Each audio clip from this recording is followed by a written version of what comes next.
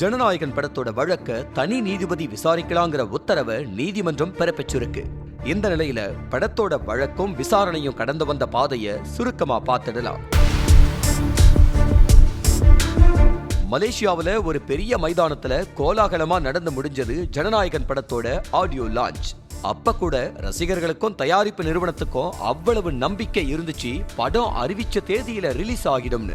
ஆனா என்னாச்சோ ஏதாச்சோ தெரியல. தொடக்கத்துல யூஏ சான்று கொடுக்கறதா சொன்ன தணிக்கை வாரியம் முடிவிலிருந்து பின்வாங்கி படத்தை மறு ஆய்வுக்கு அனுப்புறாங்க.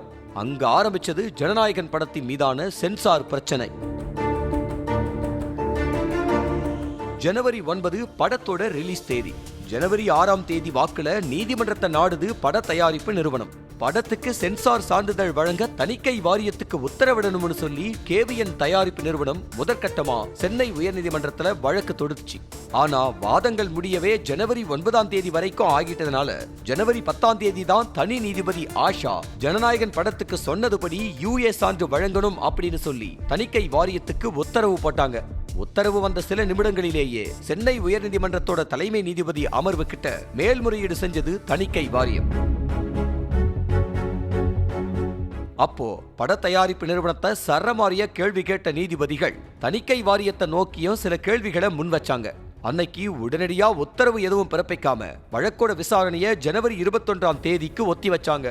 ஆனா அவ்வளவு நாள் இழுத்தடிச்சா ரிலீஸ் தாமதமாகும் அப்படிங்கறதுனால பட தயாரிப்பு நிறுவனம் சுப்ரீம் கோர்ட்டை நாடுது.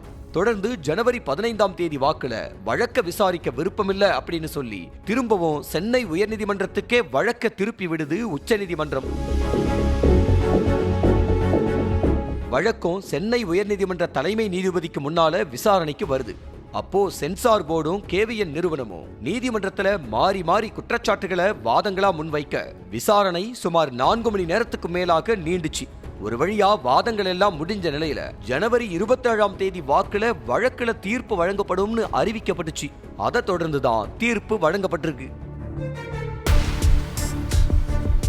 இது எண்டு கிடையாதுதான். ஆனா தலைமை நீதிபதி அமர்வுல நடந்துட்டு இருந்த விசாரணைக்கு ஒரு எண்டு கார்டு போட்டுட்டாங்க.